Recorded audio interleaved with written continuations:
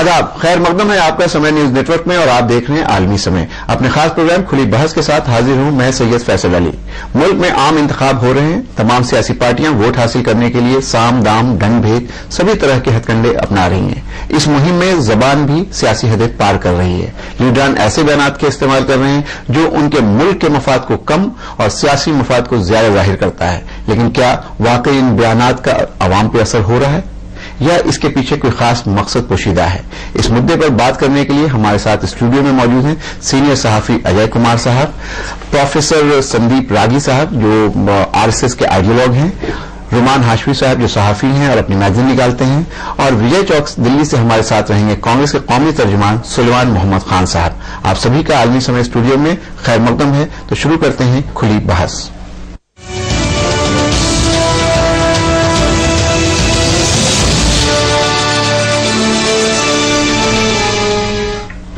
मुल्क में आम इंतखाब का दौर जारी है। तमाम सियासी पार्टियों के लीडरान अपनी और पार्टी की कामयाबी के लिए आखिरी दौर लगाने की धुन में कुछ भी कर गुजरने को तैयार हैं। तरक्की और बदवानी जैसे अहम इश्यूज को छोड़कर ये लीडरान नाजेबा अल्फाज का इस्तेमाल करने की सारी हदें पार करने से भी गुरेज नहीं करते, जिससे मुल्क की कौमी यकजहती खतरे में पड़ती नजर आ रही है। यहाँ सबसे बड़ा सवाल यह है कि इन लीडरान के लिए मुल्क बड़ा है या सियासी मफाद। पेश है एक खास रिपोर्ट। आम इंतखाबात 2014 के आगाज से ही सियासी लीडरान की बेतुकी बयानबाजी जारी है, लेकिन इस दौरान बिहार बीजेपी के fire brand leader Giriraj Singh ने तो सारी हदें ही पार कर दी। टिकट तकसीम के वक्त पार्टी से अपनी नाराजगी मोदी की रैली का बायकॉट करके जाहिर कर चुके गिरिराज ने अब मोदी मुखालफिन को पाकिस्तान भेजने की बात तक कह डाली। हालांकि इस तरह के बयानात बीजेपी और बीएचपी की जानिब से पहले भी आते रहे हैं। इसके बाद आंध्र प्रदेश के मुसलमानों का लीडर होने का दावा करने वाले अकबरुद्दीन ओवैसी ने भी उन्हीं के लहजे में जवाब भी दिया था। मैं कहता हूं कि आज नरेंद्र मोदी के विरोध में जो ताकत आज बिहार में या पूरे देश में एकजुट होकर के नरेंद्र मोदी को हराने में लगा है, वो पाकिस्तान परस्त है। उसके लिए हिंदुस्तान में कोई जगह नहीं। अरे ये मुसलमान भागकर पाकिस्तान नहीं गए, हम यहीं पर रहे हैं, यहीं पर रहेंगे, यहीं पर जिए, यहीं पर मरेंगे। ये मुल्क हमारा था, हमारा है, हमारा रहेगा। गिरिराज के इस मुतनाज़ा बयान के बाद बिहार समेत पूरे मुल्क में इसकी मजम्मत होना लाजमी थी, लेकिन एक अच्छा भला सियासी मौका अपोजिशन कहां छोड़ने वाली थी। गिरिराज के इस बयान की सजा उनके अहम लीडर नरेंद्र मोदी को देते हुए किसी ने उन्हें आदमखोर कहा तो कुछ ने बिहार आने पर जिंदा दफन करने की बात तक कह डाली। अपनी सरकार को अनपढ़ बना करके दांव पे लगा दिया इस आदमखोर नए मोदी को रोकने के लिए। सरकार कर नहीं चाहते तो अच्छे से करते, लेकिन देखा जब एक आदमखोर नए मोदी आ रहा है, हिंदू मुस्लिम एकता आपस में लड़ाएगा, जमात को लड़ाएगा, माननीय मुख्यमंत्री नीतीश कुमार को बर्दाश्त नहीं।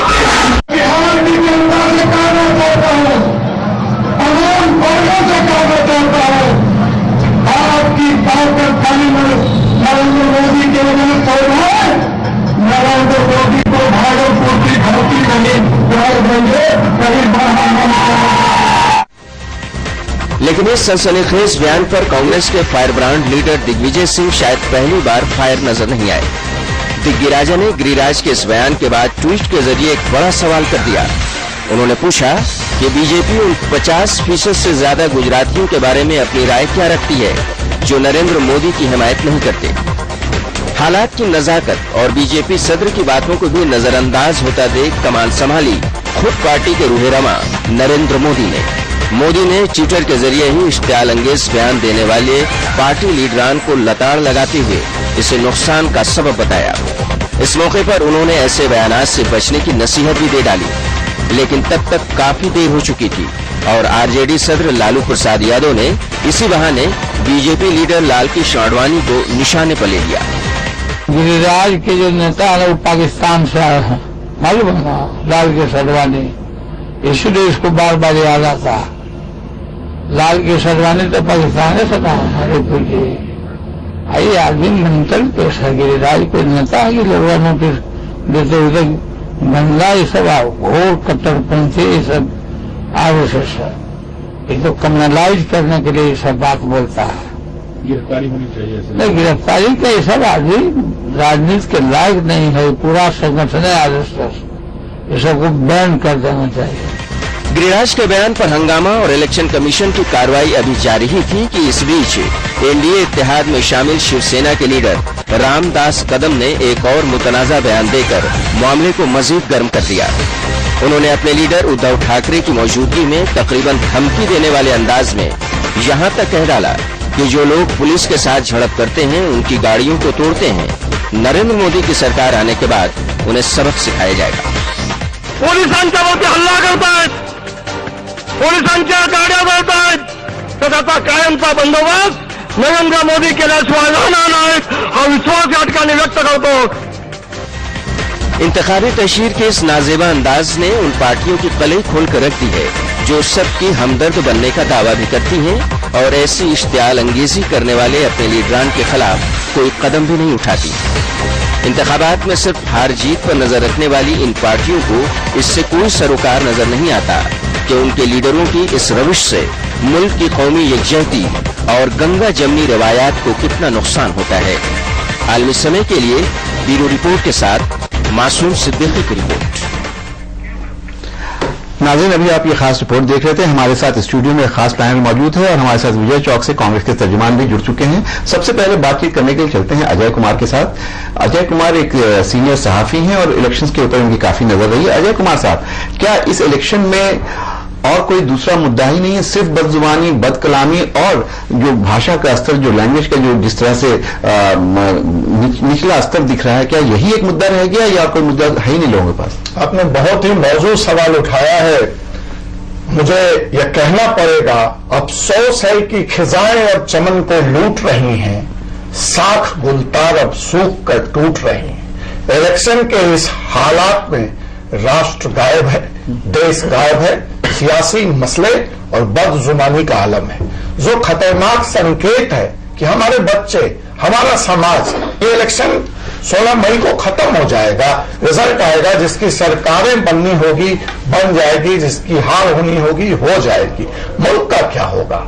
मुल्क की जो नस्लें जो स्कूल में इस टीवी के माध्यम से अपने इन राष्ट्रीय नेताओं को देख रही हैं, जिनके लिए कभी वो राष्ट्रीय झंडे पर सलामी देंगी, लाल किले के प्राचीर से जो प्रधानमंत्री भाषण देगा, वो जो कह रहा है और उसके बारे में जो कह जा रहा है, दोनों ही गैर आपत्तिजनक है कि मुल्क का जो बड़ा होता हुआ नस्ल है वो क्या सीख रहा है, वो कैसे सम्मान करेगा अपने राष्ट्र का, अपने राष्ट्रीय झंडे का और अपने राष्ट्रीय नेता का।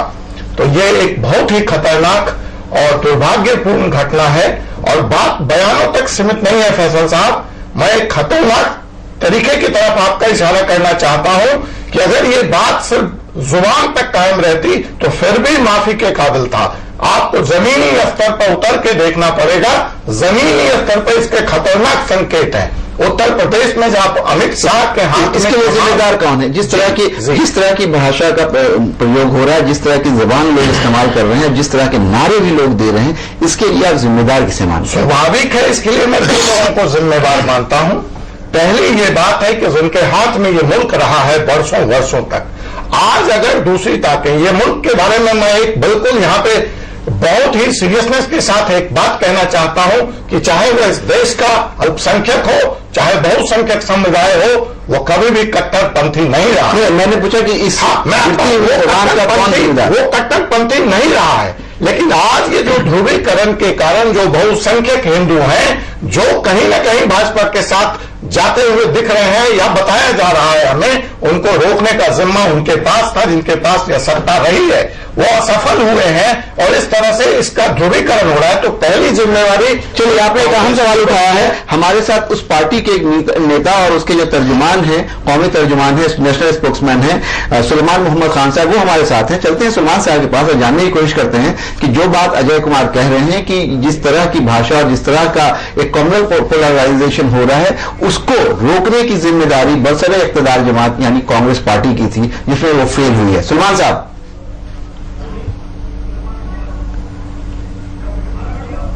सुलेमान साहब, आपको आवाज आ रही है मेरी? जी बिल्कुल आ रही है मुझे आपकी आवाज। जी, मैंने मेरा ये कहना है कि अभी अगर ये कहते हैं कि रोकने की जिम्मेदारी कांग्रेस पार्टी की थी, तो मैं सबसे पहले ये कहना चाहूंगा कि इस पुलिस में वारिस के सियासी जमात है कांग्रेस, जो सभी वर्गों के, सभी मजहबों की और एक पार्टी है जो सबके साथ लेके चलना चाहती है। हमेशा सेक्युलरिज्म है और सेक्युलरिज्म की बात की, उसमें हिंदू भी है, मुसलमान भी है, ईसाई भी है और सारे धर्म और सारी जातियों के लोग हैं। यहाँ से भारतीय जनता पार्टी का सवाल है तो दूसरा विपक्षी दल है कांग्रेस के खिलाफ। निगरान से जो बयान पार्टी है वो आपके लिए तो आप कंपेयर करिए कांग्रेस से। अमित शाह साहब ने क्या कहा, गिरिराज सिंह साहब ने क्या कहा, विश्व हिंदू परिषद के अध्यक्ष प्रवीण तोगड़िया साहब ने क्या कहा, कदम साहब ने क्या कहा, पूरा संघ परिवार आ रहे हैं। लेकिन यहाँ पे आपको एक चीज याद दिलाऊं सुलेमान साहब कि इनकी शुरुआत अगर देखी जाए तो सबसे पहले सोनिया गांधी ने अपने एक भाषण में नरेंद्र मोदी को मौत का सौदागर कहा था। तो ये भी हम लोगों को याद है कि ये शुरुआत कहीं ना कहीं उधर से भी हुई है। सुलेमान साहब, जिसको सोनिया जी ने ये बयान इस चुनाव में नहीं दिया था, ये बयान गुजरात के चुनाव में कई साल पहले दिया गया जी। और मैं आपको ये बताना चाहूंगा कि जो एक शब्द किसी प्रदेश का, किसी सूबे का मुख्यमंत्री हो और उसके मुख्यमंत्री इतना बड़ा जेनोसाइड होता है, तो इस तरह से मौत की सौदागरी नहीं होगी। क्या गलत कहा होगा इनका? जहां तक 2014 के चुनाव का सवाल है, कांग्रेस पार्टी की तरफ से इमरान मसूद साहब का बयान छोड़ के आप बताइए किसने ऐसा कोई बयान दे दिया जिसमें आप ये कहें कि हमने पोलराइजेशन किया। ठीक है सुलेमान साहब, आपकी बात हमने सुन ली। यहाँ पे राष्ट्रीय स्वयं सेवक संघ के आइडियोलॉग, उसके सिंपैथाइजर और बैठे हैं संदीप रागी साहब, और वो कुछ कहना चाह रहे हैं। रागी साहब, आपने सुलेमान साहब की बयानी उन्होंने सीधे तौर पे ये कहा कि ये जो गिरती हुई जुबान है और जिस तरह से सांप्रदायिक किया गया है इलेक्शन को, कम्मल किया गया इलेक्शन को, वो पूरे तौर पे भारतीय जनता पार्टी ने किया। क्या कहिएगा? पहली बात तो मैं ये कहना चाहूंगा कि क्या सोनिया गांधी वही वैसा ही फ्रेज मौत का सौदागर क्या राजीव गांधी के लिए प्रयोग किया था, जिनके शासनकाल में हजारों सिखों को इस पूरे देश में गिन गिन करके मारा गया था? क्या कांग्रेस ने कभी इस प्रकार के भाषा का प्रयोग किया? दूसरी बात, भारतीय जनता पार्टी ने शुरू से जब से इस चुनाव की मुहिम की शुरुआत हुई है, भारतीय जनता पार्टी ने कहा कि हम विकास के नारे पर और गुजरात मॉडल को सामने रख करके चुनाव लड़ रहे हैं। इस देश को ध्रुवीकरण का सबसे गंदा प्रयास यदि किसी पार्टी ने किया है तो उस कांग्रेस पार्टी ने किया है, क्योंकि कांग्रेस के पास कहने के लिए कुछ नहीं था। पिछले 10 साल का कांग्रेस का शासनकाल जो संजय बाबू की किताब से और सारी जो आजकल खुल करके निकल रही है, उसमें सत्ता का संचालन सिर्फ और सिर्फ नेहरू परिवार के द्वारा होता रहा है और घोटाले पर घोटाले, घोटाले पर घोटाले, और विकास की गति इस देश की रुक गई है। उसके पास कहने के लिए कुछ मुद्दा नहीं था, इसलिए इन्होंने ऐसे विध्वंसक नारों का प्रयोग करना शुरू किया जैसे कि इस देश में विचारधारा की लड़ाई है। इनका कोई ठेका नहीं। लेकिन एक मिनट मुझे अपनी बात कह लेने दीजिए। सेक्युलरिज्म इनका ठेकेदारी नहीं है, ये सिर्फ मुसलमानों को भड़का करके अपने जेब में वोट इकट्ठा करने के लिए ये सारे कुत्सित प्रयास करते हैं। इसके अलावा इनको सेक्युलरिज्म से कोई लेना देना नहीं है। कल तक जाकर के शंकर बघेला जब राम मंदिर मूवमेंट के साथ खड़े थे, तो क्या आज जाकर के शंकर बघेला एकाएक वो सेक्युलर बन गए हैं? और अब कल तक जब शंकर सिंह बघेला जब बीजेपी के साथ थे तो वो कॉमनल थे। चलिए आपके पास हम फिर वापस आएंगे, लेकिन ये ब्रेक में जाने से पहले हम बात कर लेते हैं रुमान हाशमी साहब से। इन्होंने कहा कि ये दूसरी पार्टियां हैं जो ये काम कर रही हैं और मोदी साहब तो गुजरात मॉडल की चर्चा करते हैं, विकास की चर्चा करते हैं। ये अलग बात है कि इनकी पार्टी के एक नेता ने उन्हें विकास पुरुष के साथ साथ न मान करके विनाश पुरुष भी माना था, लेकिन आज ये बात कर रहे हैं विकास की और ये कह रहे हैं कि मुद्दा सिर्फ विकास है और दूसरे लोग उससे भटक रहे हैं। आप क्या कहिए? बात यहाँ पे विकास की बात इन्होंने उठाई, लेकिन बहस का जो मौजू है, जो आपने पैकेज जो चलाया, वो बदजुबानी पे है। हाँ, तो इनका तो ये कहना है कि आपने किया है, दूसरे लोगों ने, आपने नहीं, माफ कीजिए, दूसरी पार्टियों ने जो कांग्रेस। मैं ये बात कहना चाहूंगा कि इसको शुरुआत किसने की? शुरुआत कांग्रेस ने की।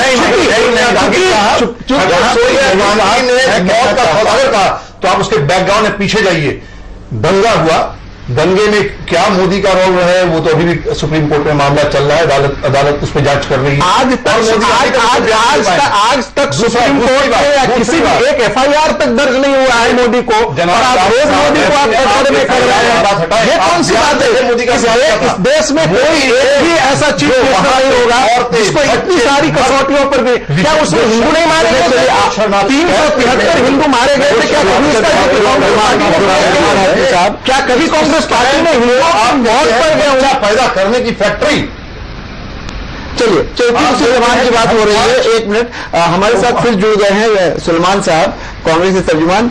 यहाँ पे बैठे हैं संदीप रागी साहब, सुलेमान साहब, और वो ये कह रहे हैं कांग्रेस के पास कोई मुद्दा नहीं था, उनके पास दिखाने को, अपनी उपलब्धियां गिनाने को, अपने अचीवमेंट्स को बताने के लिए क्योंकि कुछ नहीं था, इसलिए वो खास करके अकलियत को ये बता रही है कि मोदी जी इस तरह से कह रहे हैं और उनके लोग इस तरह की बात कर रहे हैं ताकि डर और कम्युनल पोलराइजेशन हो। क्या कहिएगा आप? बिल्कुल नहीं। सबसे पहले तो 84 के दंगों का इन्हें जवाब दे दूं मैं। जी बोलिए। 1984 में जो दंगे हुए थे, मैं आरएसएस के सिंपैथाइजर साहब को यह बता दूं कि 14 एफआईआर ऐसी हुई थी जिसमें आरएसएस के, बीजेपी के और संघ के लोगों के खिलाफ एफआईआर थी, जिसमें 49 लोग। कांग्रेस के कितने ऐसे जिन्होंने जिसके खिलाफ आपने किया? तो आप हमारी बात सुनिए, हमने आपको इंटरव्यू नहीं किया था, हमारी बात सुनिए ना, हम आपको जवाब दे रहे हैं। बोलिए। 49 लोग आरएसएस के, बीजेपी के और संघ परिवार के लोग एक्यूज थे। आरके जैन साहब जो अटल बिहारी वाजपेयी साहब के 1980 के लोकसभा चुनाव के इलेक्शन एजेंट थे, वो 315/92 FIR number, police station sunlight colony, उसमें मेन एक्यूज हैं। तो अगर 84 के दंगों का आप हमारे ऊपर टिकरा फोड़ते हैं लाके, तो आपकी भी कम उसमें योगदान नहीं है, आप भी उसमें बराबर से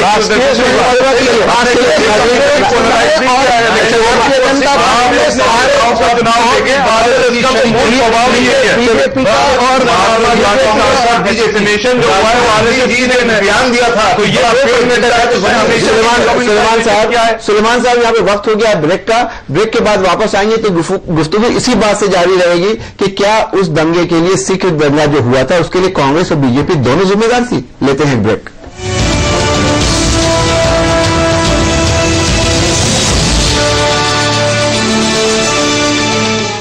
इंटर पास छात्राएं कन्या विद्याधन योजना की मदद से आगे पढ़ रही हैं। हाई स्कूल पास युवा नौकरी मिलने तक बेरोजगारी भत्ता की मदद ले रहे हैं। इंटर पास छात्रों को मुफ्त लैपटॉप बांटे गए। समाजवादी पार्टी।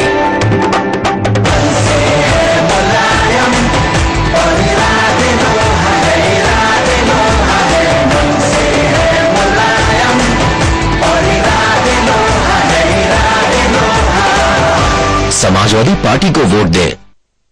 हर दिन का स्टार्ट टॉप्स कॉर्नफ्लेक्स के साथ। टॉप्स कॉर्नफ्लेक्स, अब इंडिया बनेगा और भी हेल्दी।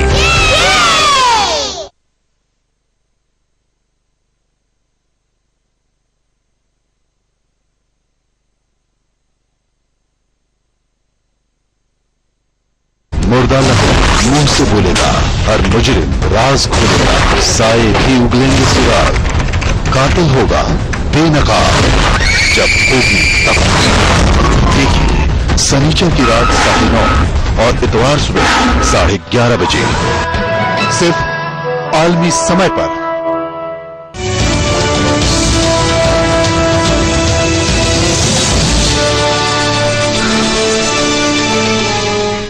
ब्रेक के बाद आपका एक बार फिर खैर मकदम है। ब्रेक में जाने से पहले रुमान हाशमी ये बताने की कोशिश कर रहे थे कि अगर 1984 के सिख दंगों की बात करें तो वो सिर्फ ऐसा नहीं है कि उसके लिए कांग्रेस जिम्मेदार थी, कांग्रेस और बीजेपी दोनों जिम्मेदार थी। लेकिन सुलेमान साहब का ये कहना है कि नहीं, उसमें आरएसएस के भी बहुत ज्यादा लोगों के ऊपर एफआईआर हुई थी, केस हुआ था। सुलेमान साहब क्या कह रहे थे आप?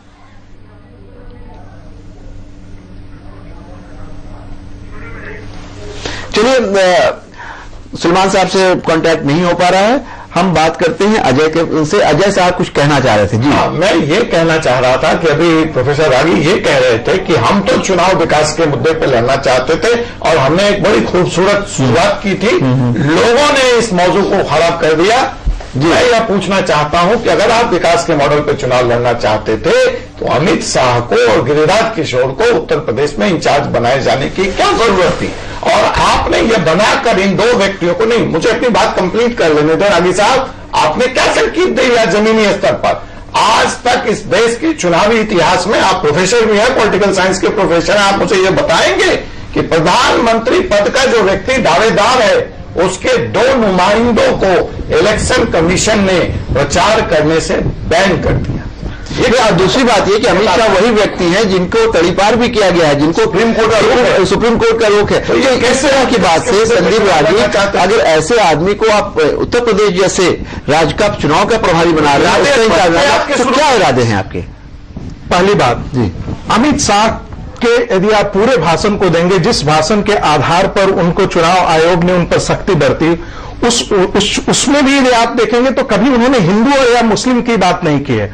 उन्होंने कहा कि जो, एक मिनट में ये बात मुजफ्फरपुर में मुजफ्फरनगर में जो आपके साथ जिन्होंने जुल्म किया है उनको इस समय सबक सिखाने की जरूरत है। जो आपके साथ अन्याय किया है उनको सबक सिखाने की जरूरत है।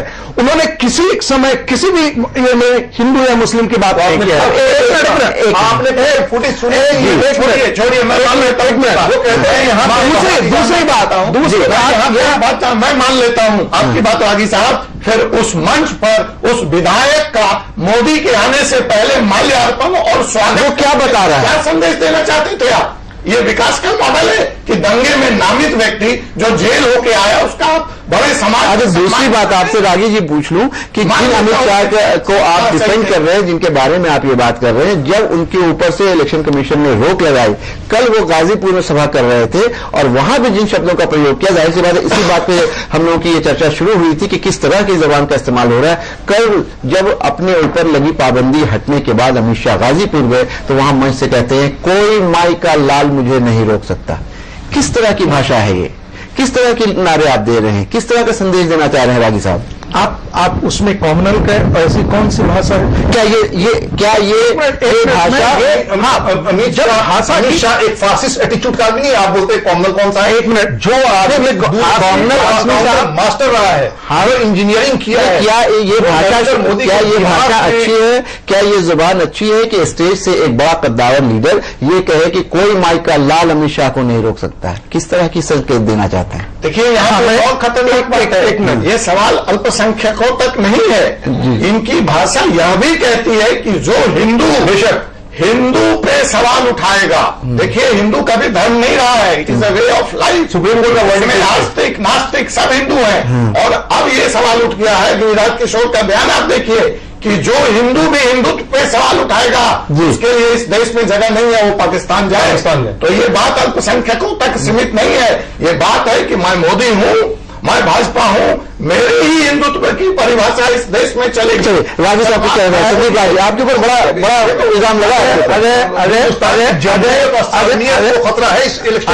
अजय जी ने जी उस बात को बहुत अतिरंजित कर दिया है। मैंने कहा गिरिराज ने एक स्पष्ट कहा है। एक मिनट, मुझे आप कहने तो दें। गिरिराज के कहने के बाद जी बीजेपी के प्रधानमंत्री के उम्मीदवार स्वयं नरेंद्र मोदी ने इसकी भर्त्सना की। क्या बोला उन्होंने? समय नहीं है, उन्होंने कहा ये समय नहीं कहने का। उन्होंने कहा कि ऐसी नहीं, हरगिज नहीं। उन्होंने ट्वीट किया, इमीडिएटली उन्होंने ट्वीट किया। उन्होंने ट्वीट किया, आरएसएस ने ये किया, आरएसएस के जो प्रवक्ता थे उनका बयान आया। मोदी साहब ऐसी बातों की करके उन्होंने हो गया। अच्छा एक मिनट आओ, मोदी जी ने ट्वीट किया, यही अफर्मेटिव प्रधानमंत्री है कि इस तरह के बयानों का जवाब ट्वीट के द्वारा देश को मिलेगा। तो कल महंगाई ट्वीट पे कम होगा। आप मनमोहन सिंह पे आरोप लगाते हैं कमजोर प्रधानमंत्री, इस बार तो आप बड़ा अफर्मेटिव सकारात्मक प्रधानमंत्री ला रहे हैं। तो ऐसे गंभीर सवालों पर इस देश का प्रधानमंत्री ट्वीट के जरिए जवाब देगा। चलिए, अपने नेताओं पे रोक नहीं लगाएगा, साहब हमारे साथ मंत्रियों पे रोक नहीं लगाएगा। नरेंद्र मोदी बात करते हैं, नरेंद्र मोदी का करेगा बॉडी लैंग्वेज, नरेंद्र मोदी का पानी मिला करेगा। आरएसएस आपकी बात से नरेंद्र मोदी ने एक बात सुनते हैं, एक ही भाषा में बात करते हैं। ये गिरिराज सिंह, चलिए मैं मान लेता हूँ नीतीश के सरकार में क्यों आपकी बात मैंने सुन ली। हमारे साथ फिर से जुड़ गए हैं सुलेमान मोहम्मद खान साहब, कांग्रेस के स्पोक्समैन है, उनसे जानने की कोशिश करते हैं। यहाँ पे संदीप रागी ये बता रहे हैं कि इस तरह की जो चीज हुई है उसमें किसी एक को जिम्मेदार नहीं ठहराया जा सकता है, और जो गिरिराज सिंह का बयान है या अमित शाह का बयान है उसकी दफा कर रहे हैं। मैं ये आपसे जानना चाह रहा हूं सुलेमान मोहम्मद खान साहब कि क्या इतने साल तक कांग्रेस इक़्तिदार में रही और बहुत लंबे वक्त तक हिंदुस्तान में इक़्तिदार में रही, कोई ऐसा कानून नहीं बनाया जा सकता था, कोई ऐसी चीज नहीं की जा सकती थी कि इस तरह की जो अल्फाज इस्तेमाल हो रहे हैं उनको रोका जा सके? हेलो सुलेमान साहब, को मेरी आवाज आ रही है? इमरान मसूद इनके क्या कर रहे हैं? मैं सिर्फ इतना कहना चाह रहा था जी कि जिस तरह से भारतीय जनता पार्टी ने एक मुखौटा दिखाया नरेंद्र मोदी की शक्ल में कि डेवलपमेंट के मॉडल पे हम इलेक्शन लड़ेंगे, असल में ये सिर्फ एक मुखौटा। भारतीय जनता पार्टी के पास पूरा मुखौटा नहीं है। भारतीय जनता पार्टी उनको बोलने दीजिए। हम तो कनेक्ट हुए, मुखौटा बताओ, सच्चाई तो आपसे डिबेट मत करिए। डिबेट का मतलब होता है कि सारे लोग बोले। जी बोलिए आप सुलेमान साहब। जिस तरह से भारतीय जनता पार्टी ने एक डेवलपमेंट का मॉडल फार्स है, जो बिल्कुल मिथ है, झूठ है, वो मुखौटा लगा के नरेंद्र मोदी की शक्ल पे कि भाई ये डेवलपमेंट पुरुष है और उसको आगे करा। असल में एजेंडा जो था वो तासुबी था, वो कम्युनल एजेंडा था जो इन्हें अनलीश करना है पूरे हिंदुस्तान में, जो इनका एक एजेंडा है, जिस तरह इन्होंने गुजरात में अनलीश करा है वो। इसीलिए जैसे जैसे शुरू में डेवलपमेंट चलता रहा, 15 अप्रैल को राजनाथ सिंह जी जाके कल पे जवाद साहब से मिलते हैं, क्योंकि 17 तारीख को वेस्टर्न यूपी में पोलिंग थी 11 लोकसभाओं पे, वो मुस्लिम बेल्ट है। 17 होने के बाद गिरिराज सिंह जी बयान देते हैं, नकवी साहब कहते हैं राम मंदिर बनेगा, फिर ये प्रवीण तोगड़िया जी, तो पूरा इनका हार्डलाइनर इमेज सामने आती जाती है। यानी आप ये कह रहे हैं सुलेमान की सुलेमान साहब पूरी हो जाए। एक बात और कहना चाह रहा हूं, मैं एक बात और कहना चाह रहा हूं, उसके साथ साथ जिस तरह के बयान इन्होंने दिए हैं, ये बात अब बिल्कुल साफ हो चुकी है कि जिस तरह ये शुरू में डेवलपमेंट कर रहे थे, ये असल में इनका तासुबी एजेंडा ही है, कम्युनल एजेंडा ही है। और जहां तक कांग्रेस की ये बात करते थे डेवलपमेंट की, जो 10 साल में कांग्रेस पार्टी ने काम किए हैं, जो नीतियां और पॉलिसीज बनाई हैं, वो शायद देश में इतने सालों में किसी पार्टी ने नहीं करी। 6 साल आप भी सेंटर में रहे, आपने क्या किया? घपलों की ये 60 सालों में जनाब, 60 सालों में ये जो तासुब नफरत फैला, ये आप 6 साल का बताइए हमारे सरकार हो गया, इसकी जिम्मेदार कांग्रेस के सबसे बड़ी कहते हैं 60 महीने। जिस तरह से आपने गंगा सफाई अभियान जो केंद्र की सरकार चलाती रही, उस तरह से गंगा यमुनी तहजीब को बचाने का अगर आप अभियान चलाते हैं, चलिए ये चलिए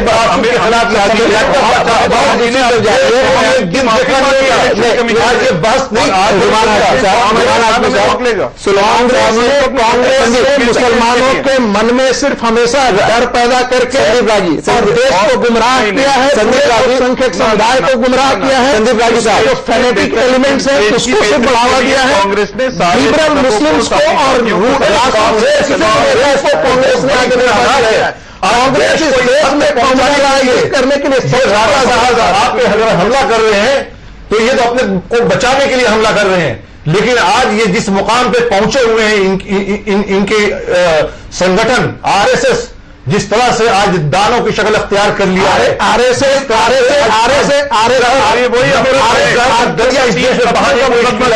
जो कांग्रेस पार्टी में रही है, और आज अगर आरएसएस सारे नागरिकों को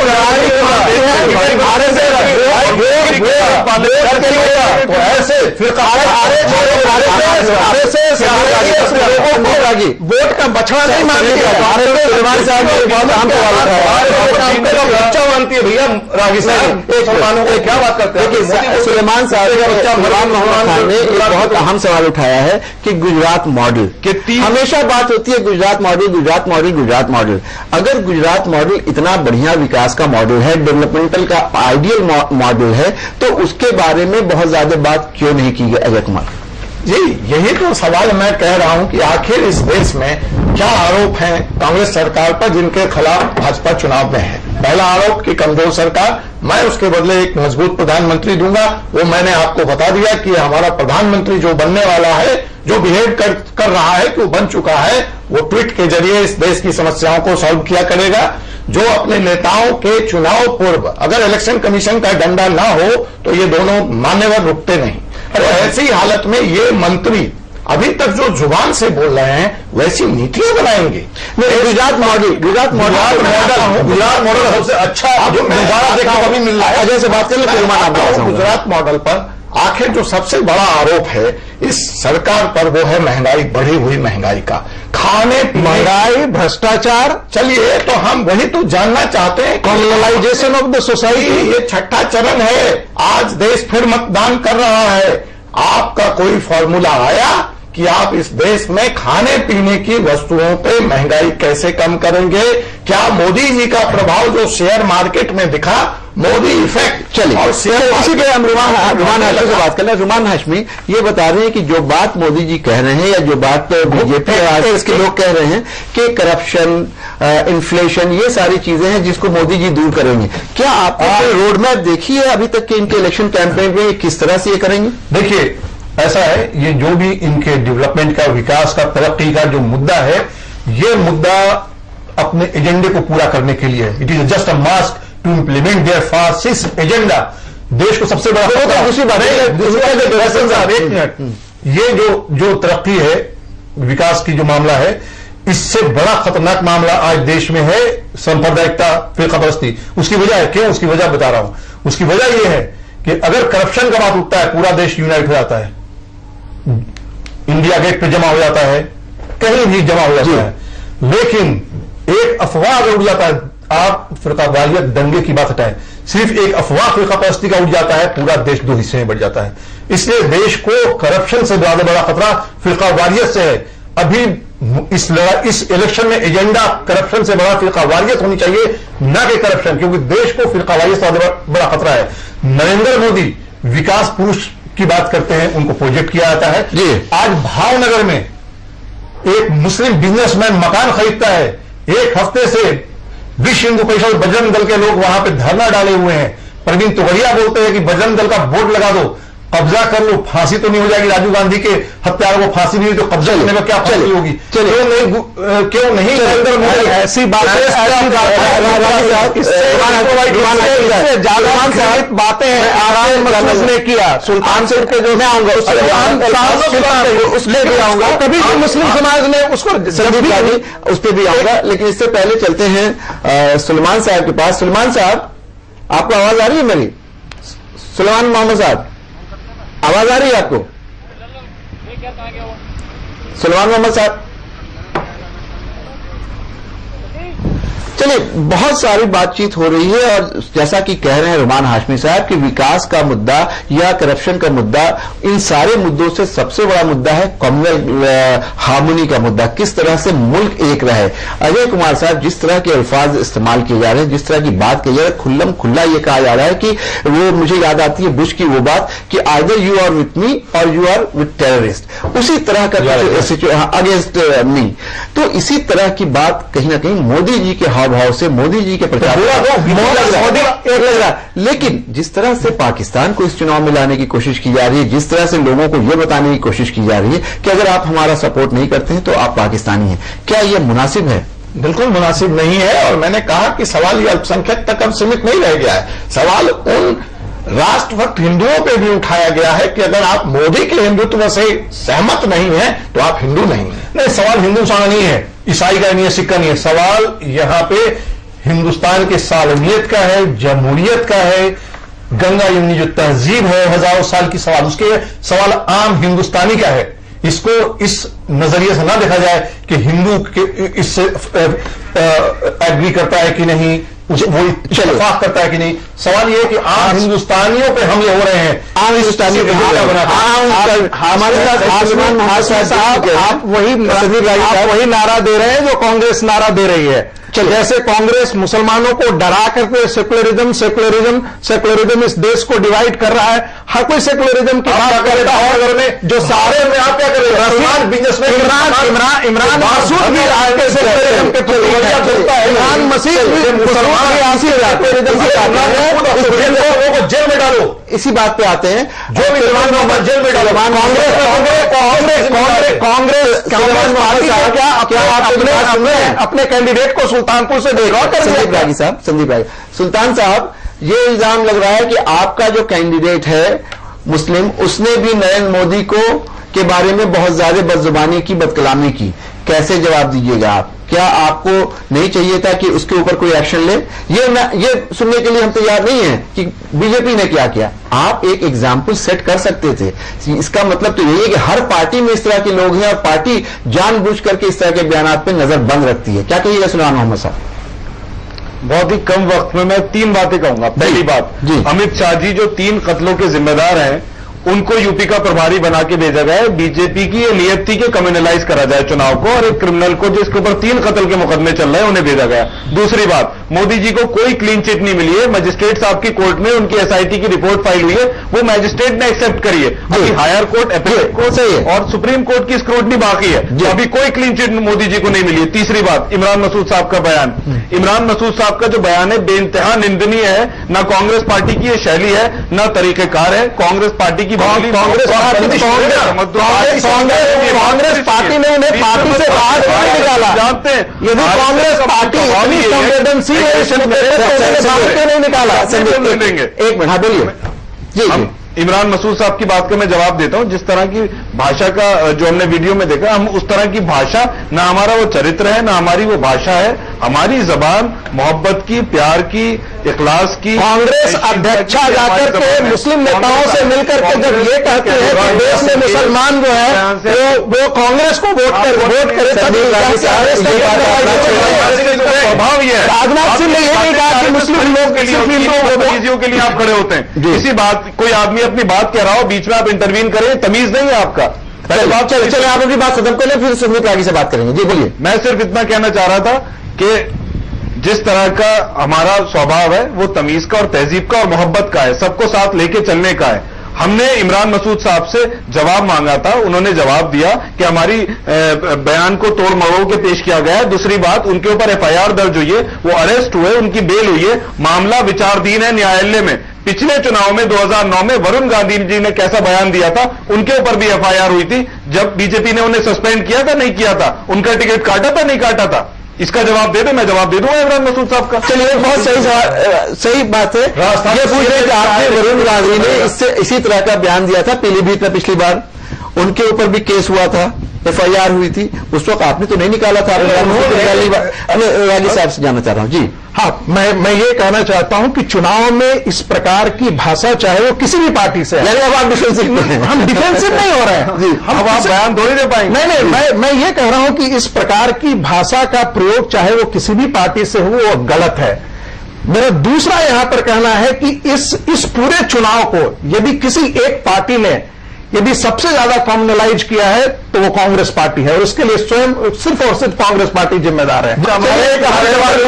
नरेंद्र मोदी को स्वयं नीतीश कुमार चाहते थे कि राष्ट्रीय अजय आपके पास भी वापस आएंगे, रागी जी से भी बात करेंगे और सुल्तान मोहम्मद साहब से जानने की कोशिश करेंगे। जो इल्जाम लगा रहे हैं संदीप रागी की सबसे ज्यादा कम्युनलाइज किया है इस इलेक्शन को कांग्रेस पार्टी ने, मुझे नहीं समझ में आ रहा है किस दलील के साथ ये बात कह रहे हैं। इसका जवाब सुल्तान मोहम्मद ज्यादा बेहतर देंगे, लेकिन यहां वक्त हो गया एक ब्रेक का। ब्रेक के बाद वापस आएंगे, गुफ्तगू जारी रहेगी।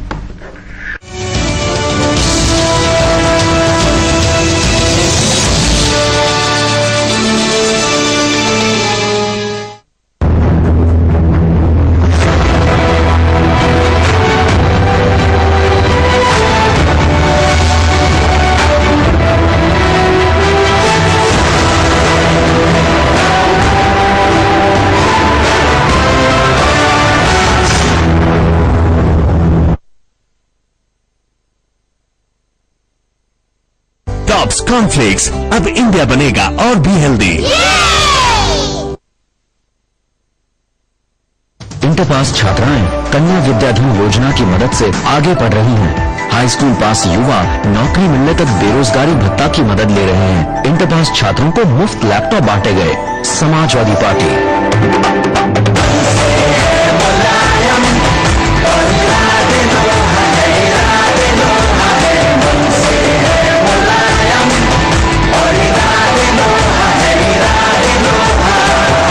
समाजवादी पार्टी को वोट दें। गुजरात मॉडल झूठ है। गुजरात मॉडल अगर सच्चा है तो मुसलमानों को खून से लगा हुआ।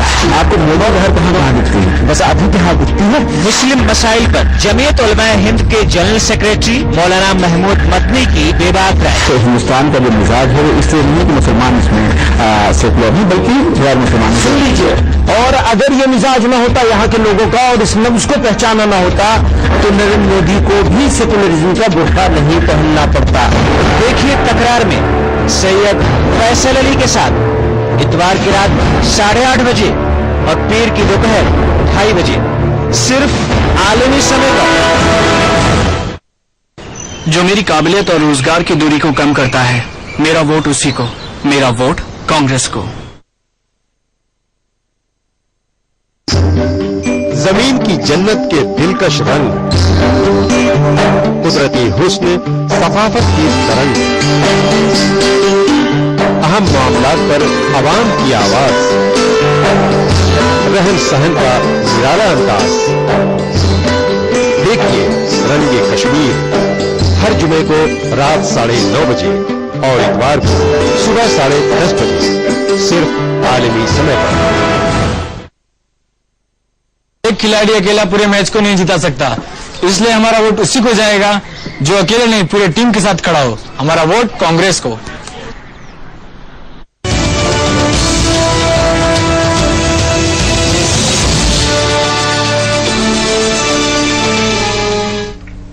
गर्मागर्म बहस जारी है। हर आदमी अपनी पार्टी की दफा करने की कोशिश कर रहा है। कांग्रेस के जो नुमाइंदा हैं, कांग्रेस के जो स्पोक्समैन हैं सुल्तान मोहम्मद खान, वो ये बता रहे हैं कि जितनी भी बुराई और गंदगी आई है इस इलेक्शन कैंपेनिंग में वो बीजेपी की तरफ से आई है। अब बीजेपी की तरफ से जो नुमाइंदगी कर रहे हैं, अब प्रोफेसर संदीप रागी जो आरएसएस के आइडियोलॉग हैं, वो ये कह रहे हैं कि ये पूरा जो इलेक्शन कॉर्पोरेलाइज हुआ है वो कांग्रेस के जरिए हुआ है। आप क्या कहिएगा सुलेमान साहब? सर मेरा सिर्फ इतना कहना है कि आप बयान देखिए संघ परिवार के और बीजेपी के लीडरों की तरफ से। नरेंद्र मोदी इस देश की 1/5 आबादी को कुत्ते का बच्चा कहेंगे, इस तरह कम्युनलाइज करेंगे कि पिंक रेवोल्यूशन, सल्तनत, दिल्ली सल्तनत, शहजादा, पाकिस्तान, AK-49, ये बिल्कुल इशारे में कम्युनलाइज कर रहे हैं। दूसरी बात, सबसे इंपॉर्टेंट बात मैं ये कहना चाहता हूं कि आरएसएस के जो सिंपैथाइजर बैठे हैं और ये इनका आइडियोलॉजिकल मेंटोर हैं बीजेपी के आरएसएस, उसकी तो पुरानी विचारधारा ये रही है। जिन्होंने महात्मा गांधी साहब का असैसिनेशन करवा दिया जिनकी जहरीली तकरीरों ने, तो वो क्या इस देश में सेकुलरिज्म हमें सिखाएंगे? जिनकी विचारधारा ही कम्युनल है वो क्या बात करेंगे? हमने तो कोई ऐसी बात नहीं करी। हम तो फिर कहते हैं कि सारे मजहबों को, सारी जातियों को, पूरे देश को इंक्लूड करके हम चलना चाहते हैं और बीजेपी बांट के और नफरत की राजनीति करती है। चलिए एक बात सुलेमान मोहम्मद ने बहुत अच्छी बात की है कि महात्मा गांधी से जोड़ करके आज जब नरेंद्र मोदी पहुंचे हैं नामांकन भरने के लिए, अपना नॉमिनेशन पेपर फाइल करने के लिए वाराणसी, तो वो मदन मोहन मालवीय के प्रतिमा पे उन्होंने फूल चढ़ाया, वहां वो बीएचयू में उतरे। उसके बाद वो महात्मा गांधी काशी विद्यापीठ गए, लेकिन वहां उन्होंने गांधी जी की प्रतिमा पे माल्यार्पण नहीं किया। क्या संकेत है संदीप रागी? आप इसमें कुछ ज्यादा पढ़ने की कोशिश कर रहे हैं। इसमें राजनीति बहुत ज्यादा देखने की आवश्यकता नहीं है। कभी कभी छूट जाता है ऐसा। मैंने जानता, मैंने इस राज में देखा है, राष्ट्रपिता के ऊपर छूट जाता है, नहीं छूटते, मदन मोहन मालवीय नहीं छूटते, लेकिन महात्मा गांधी छूटे। जी ऐसा है कि जब उन्होंने गुजरात में जब उन्होंने बचाव किया था, हमेशा महात्मा गांधी को हमेशा ही गांधी भी आते हैं। पटेल बड़ा प्रिय हो गए कांग्रेसी नेता, और गुजरात का गांधी, गुजरात मॉडल के पैरवीकार को नहीं चाहिए। क्या कहिएगा आप? गांधी गुजरात के ही गांधी हैं। जी महात्मा गांधी तो हिंदुस्तान है। आगे वाली बात आपने कहा, मुझे अपनी बात कहने लगे, मैं आप ही की बात पे गांधी की कांग्रेस प्रतिदिन हत्या करती है। न गांधी का उसमें काउ प्रोटेक्शन न कन्वर्जन के मुद्दे पर कभी गांधी के साथ कांग्रेस पार्टी रही, न काउ प्रोटेक्शन के मुद्दे पे गांधी, न ही भाषा के नाम पे, न ही स्वदेशी के मुद्दे पे। तो कांग्रेस कहां से गांधी को एप्रोप्रिएट करती है? कांग्रेस को गांधी को हत्या करती है। मेरा ये सवाल नहीं था। दूसरी बात, जवाब दिए पहले। दूसरी बात, गांधी गुजरात के नेता नहीं है, पटेल गुजरात के नेता नहीं है। उनको गुजरात और गुजरात तक मत समझ के, वो पूरे राष्ट्र के नेता हैं। और आरएसएस, ये मैं नहीं जानता कि उन्होंने क्यों नहीं किया। ये तो रहमान हाशमी आपसे पूछना चाह रहे हैं कि आपने बड़ी अच्छी बात कही है कि आप उसका दफा नहीं कर पा रहे हैं कि वो राष्ट्रपिता हैं, राष्ट्र के नेता हैं, गुजरात से बड़े हैं, देश के सबसे बड़े नेता हैं, राष्ट्रपिता हैं, फादर ऑफ द नेशन है। क्या इतना समय उनके पास नहीं था या इतनी संवेदनहीनता आ गई है कि वो राष्ट्रपिता जो उनके गुजरात से ही आते हैं उनके ऊपर फूल नहीं चढ़ाया उन्होंने? मैंने चूंकि देखा नहीं है या आप कह रहे हैं ये मैंने नहीं देखा है। हो सकता है कि आपने कवर नहीं किया हो। पार्टी के जो बानी हो सकता है कि आपने दूसरी बात हिंदू महासभा से महात्मा गांधी को कत्ल किए जाने के बाद प्रोटेस्ट में मुखालफत में हिंदू महासभा से उन्होंने रिजाइन दिया था और फिर नेहरू के कैबिनेट में शामिल भी हुए थे, मिनिस्टर हुए थे, जनसंघ पार्टी के बानी रहे डॉक्टर श्यामा प्रसाद मुखर्जी। तो जो श्यामा प्रसाद मुखर्जी महात्मा गांधी के कत्ल के प्रोटेस्ट में कंडेम किया और हिंदू महासभा से रिजाइन दिया, आज इतने दूर चला गया उस मुझे लगता है कि हाशमी साहब को अपने और जनसंघ की क्रॉनोलॉजी ठीक करनी चाहिए। वही श्यामा प्रसाद मुखर्जी भारतीय जनसंघ के संस्थापक अध्यक्ष भी रहे, इसलिए ये कहना कि मैं कह रहा हूं और गांधी के कत्ल को पूरा देश जानता है, उसमें आरएसएस की कोई भूमिका नहीं रही है। इसको आज भी कॉम्युनिकेट करने में बहुत जाता है। बहस दूसरी तरफ जा रही है, हम इसमें नहीं जाना चाह रहे, लेकिन ये बताइए कि जिस तरह से आप लोगों ने आपके ऊपर जिस तरह का इल्जाम लग रहा है संदीप रागी, इसका कोई सही जवाब नहीं आ पा रहा है कि पूरे तौर पे चाहे वो बयान हो कुत्ते के पिल्ले वाला, चाहे वो बयान हो मियां मुशर्रफ वाला, चाहे वो टोपी ना पहनने की बात हो, चाहे गिरिराज सिंह का बयान हो, रामदास कदम का बयान हो, या जितने भी आपके दिग्गज नेता हैं उनका बयान पे अगर नजर डालें तो कहीं ना कहीं स्ट्रेटेजिक तरीके से सोचे समझे ये लगता है कि रहे गाहे बगाए वो उसको कम्युनलाइज करने की का प्रयास करते हैं। क्या आपको ऐसा कोई ट्रेंड लगता है? नहीं, गाहे बगाहे से मैं माफ कीजिएगा, मैं एग्री नहीं करता हूं। एक सोची सब्जी रणनीति का हिस्सा, मुझे आपको लगता है पूरी रणनीति का हिस्सा जी, कि एक मुंह दिखाने के कुछ है हाथी के दांत और खाने के कुछ हैं, कि दिखाने के लिए बात तो विकास की होती है, उसके बाद ये जो फोर्सेज हैं इनको खुला छोड़ दिया जा रहा है कि आप अपने हिसाब मैं अजय जी से पूछना चाहूंगा जी कि जब यह चुनाव शुरू हुआ तो किस पार्टी ने यह जा करके सारी घोषणाओं में सारी सभाओं में कहना शुरू किया कि लड़ाई सेकुलरिज्म की है, ये लड़ाई हिंदू मुसलमानों के बीच की दीवारें खड़ी करने की है?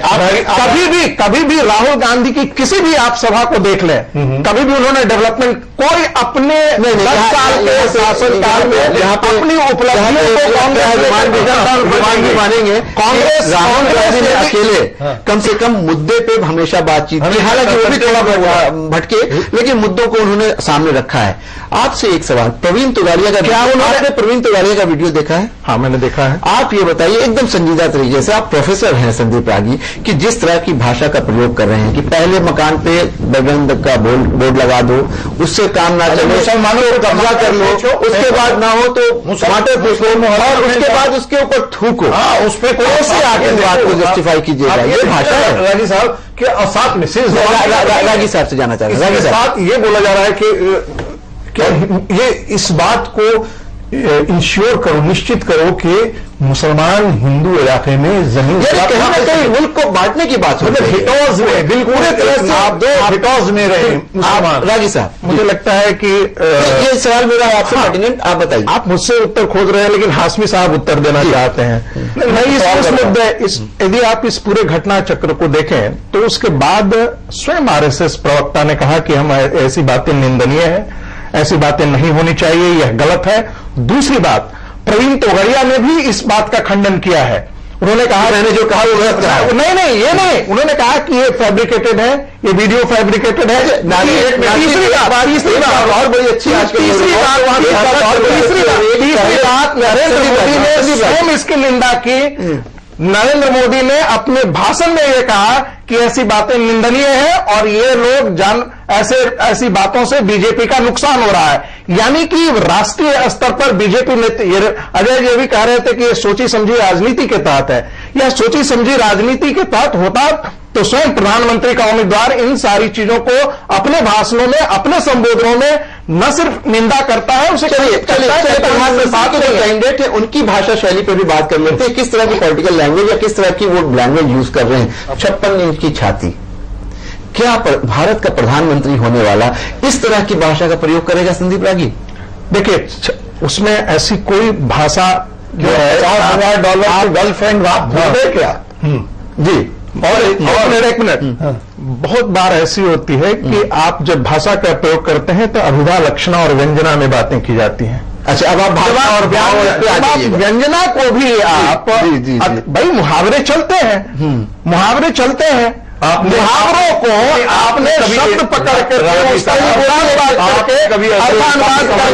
बीजेपी की अपनी दृष्टि पर निर्भर करते हैं कि आप किस प्रकार वाली जो बात थी वो भी मुहावरे में कही थी, यानी कि नरेंद्र मोदी ना होता है, नरेंद्र मोदी ने कभी ये नहीं कुत्ते के पिल्ले की बात की है और इसका खंडन किया है कि ऐसी बातें हमने कभी नहीं कही है। एक बात आजकल और नाज़रीन बड़ी अच्छी हो रही है कि पहले जब बयानात छपते थे टेलीविजन से पहले का जमाना होता था तो हमेशा लीडरान ये कहते थे कि हमारी बात को तोड़ मरोड़ के पेश किया गया है, लेकिन मजेदार बात यह है कि जब से टीवी आया है, वीडियो आया है, उसके बावजूद ये लोग इस बात से परहेज नहीं करते। जो टीवी पे दिख रहा है कि प्रवीण तोगाड़िया ने कहा कि क्या पूरा बयान, बाद में प्रवीण तोगाड़िया कहते हैं कि नहीं उसको तोड़ मरोड़ के पेश किया गया। कैसे तोड़ा मरोड़ा गया? आपके शब्द हैं, आप कह रहे हैं, जितनी बातें कहते हैं कि उसको आउट ऑफ कंटेक्स्ट कहा गया, आपने कहा, चाहे उन्होंने कहा हो, यहां मैं एक और नाम लेना चाहूंगा, या शाजिया इल्मी ने कहा हो, जो भी इस तरह की बात करता है वो कहीं ना कहीं कॉम्युनल पैशन को अराउज करने की कोशिश करता है और उसको इंसाइट करता है। वक्त इस बात का है कि इस पे लगाम लगाई जाए। अजय कुमार साहब, आपसे जानना चाहूंगा, प्रोग्राम का वक्त खत्म होने जा रहा है, कि क्या कोई ऐसा तरीका है कि इस तरह के भाषणों, इस तरह की जबान पे लगाम लगाई जा सके? नहीं, ये नियत का सवाल है। कानून के द्वारा आप इस तरह की चीजों को सॉल्व नहीं कर सकते। और यहां पे मैं पुनः आऊंगा कि देखिए, रवैया देखिए पॉलिटिकल पार्टी का, चाहे आपका हो, चाहे भाजपा का हो, चाहे कांग्रेस का हो। क्या जवाब दिया सिख दंगों का कि इनके भी 58 आदमियों पे FIR दर्ज है? क्या जवाब दिया कि भाजपा माहौल बिगाड़ रही है? उसका जवाब दिया नहीं, इन्होंने मौत के सौत का सबब, मतलब समस्या का समाधान नहीं है, ये उसके ऊपर दोषारोपण करेंगे और वो इनके ऊपर गेंद वापस फेंकते हैं। देश का क्या होगा, राष्ट्र का क्या होगा, इस देश की जनता का क्या होगा, इसका किसी भी आखिरी की बात को लेकर के सुलेमान मोहम्मद के पास चलते हैं। सुलेमान मोहम्मद साहब, आपने अपनी बात में कहा कि अगर 84 के सिख दंगों की बात करें तो RSS के लोगों पे भी इल्जाम है, लेकिन अजय कुमार कह रहे हैं कि क्या यह तरीका है किसी समस्या को निपटाने का, किसी मसले का हल ढूंढने का, कि तुम गलत हो इसलिए मैं गलत हूं? आपने क्या अच्छा अपनी तरफ से किया है? आपने इस इलेक्शनियरिंग को अच्छा बनाने के लिए, उसमें अच्छे अल्फाज लाने के लिए, उसमें मुद्दे पर बहस करने के लिए, या उसको संजीदा रखने के लिए कांग्रेस ने क्या किया? जी सुलेमान, देखिए, मैंने 84 का जो जिक्र किया था वो उनकी बात का जवाब दिया था। ये RSS और बीजेपी की एक सेट लाइन है। कांग्रेस ने 84 में ही किया, हमने तो, हमारे तो लीडर उसमें ट्राई हुए और हमारे लीडर ने इस बात को एक्सेप्ट भी किया। अमरिंदर सिंह, हमारे प्रधानमंत्री सोनिया जी ने माफी भी मांगी, हमने माफी भी मांगी। हम ये अमरिंदर सिंह ने फिर क्लीन चिट ली जी, हमने नहीं ना, अब आप दूसरे नहीं, अब आपको एक बात का जवाब दें, हमने उसके लिए माफी भी मांगी। इन्होंने आज तक एक बार ऐसा नहीं कहा कि इनके इतने ज्यादा लीडर इन्वॉल्व हैं, उल्टा हमारे ऊपर ये कहते हैं उसका जवाब दिया था। हम उस पर लड़ाई नहीं कर रहे हैं। हमारा ये कहना है कि इस तरह की भाषा का प्रयोग जो इस चुनाव में यूज हुई या उससे पहले, ये बिल्कुल गलत है, देश के लिए खतरा है। सब लोगों को, बात चुनाव नहीं है, बात है देश की यूनिटी इन डाइवर्सिटी, ये बात है। बात को देश को जोड़ के रखना है। चुनाव तो आया, आपने बयानबाजी करी, आपने लोगों को पोलराइज करने की कोशिश करी, इससे क्या मतलब है? कांग्रेस पार्टी की विचारधारा है कि सबको साथ में लेके इंक्लूसिव ग्रोथ हो, देश आगे हो, प्रॉस्पर हो। जी चाहता है कि मैं आपकी बात पे यकीन कर लूं कि बाहर के दिन अब आ रहे हैं, मगर ये खबरें तो आप मुझको कब से सुना रहे हैं मान्यवर। आप इनके ऊपर जवाब नहीं है आपके पास। ये जो कर रहे हैं, तोगड़िया जो कर रहे हैं, वो इस देश में नई बात नहीं है। और कॉमनल पॉलिटिक्स विश्व हिंदू परिषद बहुत दिन से करता रहा है, लेकिन आज जनता अगर इनके पाले जाके खड़ी हो गई है, आपके साथ नहीं है, अगर आज देश को ये खतरा महसूस हो रहा है कि 2 ध्रुवों में बच जाएगा, तो उसके लिए किसकी सियासत जिम्मेदार है? मैं इस बात का जवाब आपसे जानना चाहता हूं। रुमान साहब, मुख्तसर में आपसे जानना चाहूंगा सलमान साहब कि ये कह रहे हैं कि जो कॉमनल पोलराइजेशन हुआ है और जिस तरह से लोग, एक बड़ी तादाद जो दिख रहा है, 16 मई को पता चलेगा कितने वोट आपको मिले, कितनी सीट्स आपको आई, लेकिन जो दिख रहा है कि लोग आपसे खफा हैं। क्या कहिएगा सलमान साहब? देखिए, ये कोई भी मोदी लोग दिख रहे हैं, हम इस मुख्तसर हम नहीं इसे मानते। कांग्रेस की वेव है, कांग्रेस को लोग भरोसा कर रहे हैं, कांग्रेस की सरकार आएगी। सिर्फ एक शेर पर बात खत्म करूंगा, ना तेरा है ना मेरा है, ये हिंदुस्तान सबका है। और जो ना समझा ये बात, उसमें नुकसान सबका है। तो रुमान हाशमी साहब ना बड़ी अच्छी बात है कि न तेरा है न मेरा है, ये हिंदुस्तान सबका है, लेकिन इस हिंदुस्तान को बांटने की बात की जा रही है। प्रोग्राम का वक्त खत्म हो रहा है, सिर्फ आपसे 30 सेकंड में जानना चाहेंगे कि इस तरह के माहौल को बनने से रोकने में क्या करना चाहिए। देखिए मुख्तसर एक बात तो ये कि इन्होंने कहा कि मेजोरिटी जा रही है। मेजोरिटी टाइम मैगजीन का एक बार न्यूट्रल सर्वे आया, 67% लोग मोदी को नो कर रहे हैं। दूसरी बात, इन्होंने कहा कि जो अल्फाज आ रहा है, मोदी ने कहा, मोदी जी ने कहा, या जिसने भी कहा व्यंग्यात्मक है, व्यंजन है, तो एक शेर है आज के हालात को लेकर के, और मोदी जी पे खास करके शेर है, वो भी मजाहिया और तंजिया है, व्यंग्यात्मक ही है। वो शेर यूं है कि बहरे को महफिल की निजामत सौंप दी हमने, मुलजिम को अदालत मुस्लिम को के हाथ में अदालत सौंप दी हमने, हमें छानेगा, खौलाएगा और पी जाएगा। अगर इस चाय वाले को हुकूमत सौंप दी हमने, चाय वाले को हुकूमत सौंप दी तो चाय वाला चाय की तरह खौला के पी जाएगा। क्या इतना आसान है संदीप रागी? देखिए, मैं बहुत संक्षेप में बात कहना चाहता हूं कि इस देश के हर नागरिक इस देश का नागरिक है, उसे अल्पसंख्यक और बहुसंख्यक के आधार पर नहीं बांटा जाना चाहिए। वह न हिंदू है, हिंदू भी है, वह मुस्लिम है, लेकिन सबसे पहले वह इस देश का नागरिक है। इलेक्शन में चाहे कोई भी पार्टी जाए, चलिए इन सारे मुद्दों को अलग हटा करके देश के विकास और देश के विकास के बारे में यदि सिर्फ बातें की जाए तो ये सारी चीजें अपने आप गौन हो जाती हैं। नाज़रीन, अभी आप गर्मा गर्म बहस देख रहे थे और सलमान मोहम्मद खान ने एक बहुत अच्छा शेर कहा कि न तेरा है न मेरा है, ये मुल्क सबका है। जिस दिन ये बात समझ में आ जाएगी उस दिन गिरिराज सिंह जैसे लोग इस तरह के बयान देने से बचेंगे, और यही वक्त की जरूरत है, यही मुल्क के लिए जरूरी है। हम तमाम मेहमान का शुक्रिया अदा करेंगे। खुली बहस में फिलहाल इतना ही। आप आलमी समय को इंटरनेट पर भी देख सकते हैं, लॉग ऑन करें समयलाइव.com। फिलहाल हमें इजाजत दीजिए और आप देखते रहिए आलमी समय।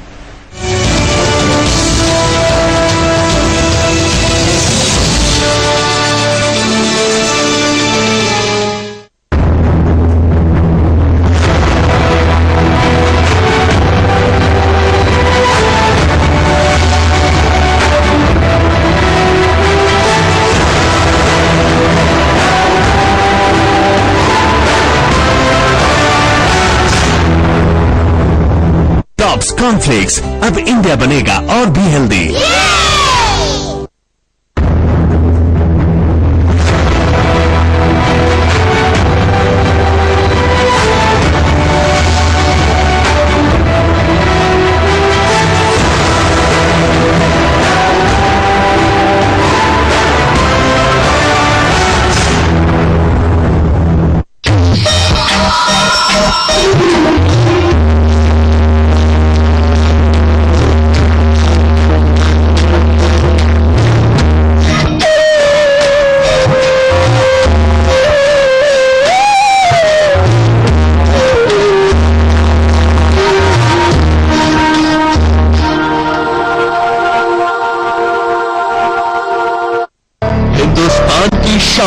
उर्दू का तर्ज बयान, समाज का हालात का तर्जुमा, आपके मसाइल आपकी जबान, खबरों की समझ, इंसाफ का कारवा। आलमी समय, सच की पहचान।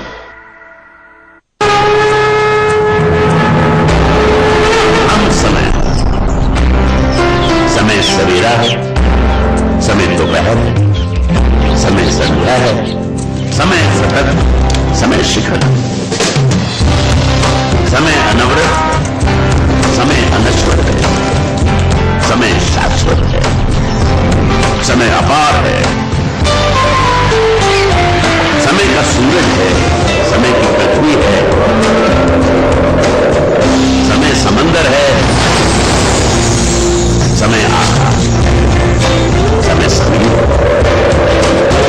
समय प्रदेश है, समय संसार, समय एक नारा, समय न रुकता है, समय न झुकता है, समय न डरता है, समय न समय सभी का है, समय तुम्हारा है, हम समय, समय हमारा है। रहिए समय के साथ।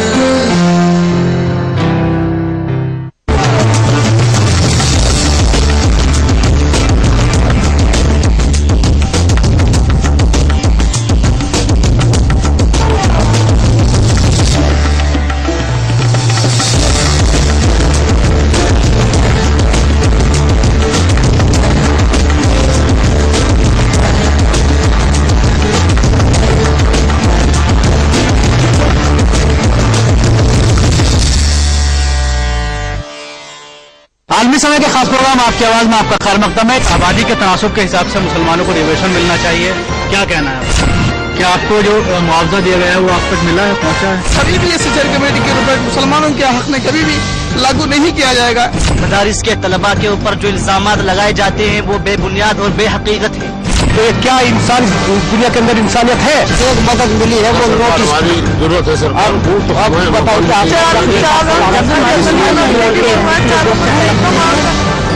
आपकी आवाज शनिचर की शाम 5:30 बजे और इतवार की दोपहर 12:30 बजे सिर्फ आलमी समय पर।